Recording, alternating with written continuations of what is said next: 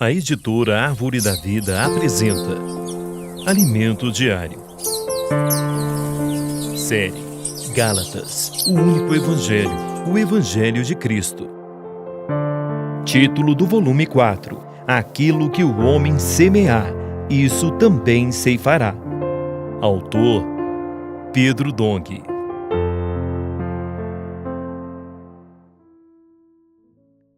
Semana 2. As obras da carne e o fruto do Espírito. Quarta-feira. Ler com oração.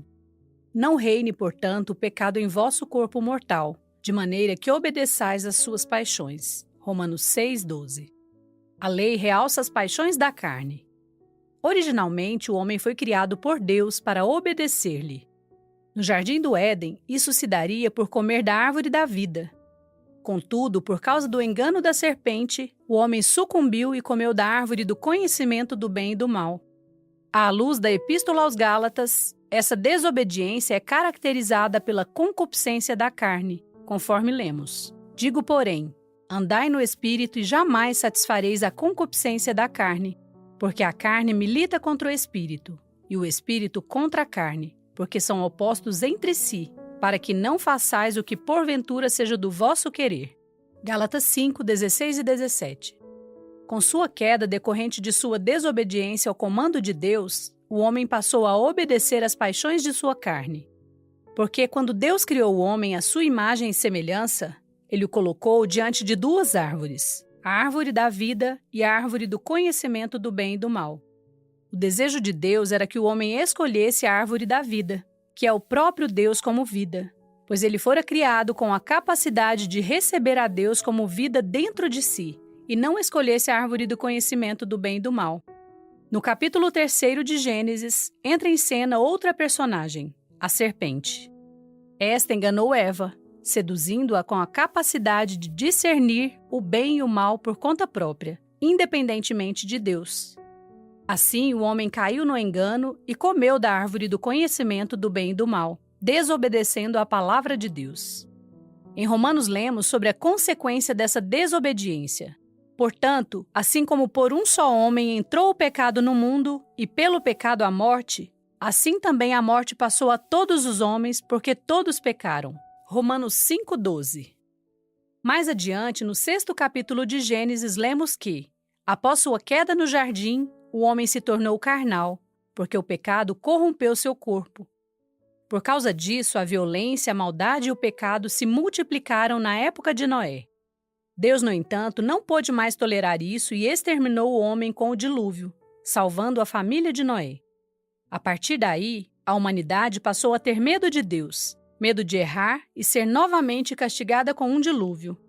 Nesse contexto surge outro personagem, Nimrod. Ele induziu a humanidade a não temer a Deus e a declarar sua independência dele. A partir desse momento, além de o homem viver totalmente na carne, tornou-se uma geração idólatra, porque passou a adorar outros deuses. Isso perdurou por muito tempo, até Deus encontrar Abraão, um homem que buscava a Deus. Ele o chamou e prometeu-lhe fazer de sua descendência uma grande nação, a nação de Israel. Deus havia prometido dar a terra de Canaã a Abraão e a seu descendente, que é Cristo. Quando veio a nação de Israel, Deus lhe deu a lei por meio de Moisés, para o povo ser guardado por um período até chegar o descendente, Cristo. Mas o povo, que vivia debaixo da lei, ainda não podia ser justificado, porque ninguém conseguiria cumprir toda a lei até que viesse Cristo. Diante disso, o homem, por quem o pecado e a morte foram introduzidos no mundo, tornou-se escravo desse mesmo pecado e não foi capaz de se livrar de uma vida pecaminosa. Por isso, a lei passou a realçar nossos pecados. Satanás usa nossa carne para nos corromper, e a arma usada para nos derrotar são as paixões. Com isso, a lei realça ainda mais as paixões pecaminosas, as quais nos derrotam. Então, antes de alguém conhecer a lei, podia viver em pecado, pois esse pecado não era realçado. O realce ocorre quando alguém nos diz que algo é proibido. E quanto mais proibido, mais fica evidente a você. E quanto mais você tenta evitar, mais difícil fica deixar de cometê-lo. O pecado, por sua vez, se torna um monstro. todo dia nos aterroriza com as seguintes indagações: não posso fazer isso, não posso fazer aquilo. Por fim, um dia você é derrotado. Esse é o ponto a que a lei consegue chegar: realçar nossa condição pecaminosa. Agora anote conforme o que você recebeu na leitura de hoje: a luz na palavra, a direção e a admoestação. Ore e faça um grito de guerra com base nesses itens para que a palavra profética seja sedimentada em seu coração.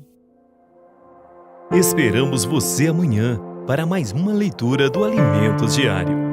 Baixe e desfrute do nosso aplicativo EAD Play, disponível na Play Store e App Store.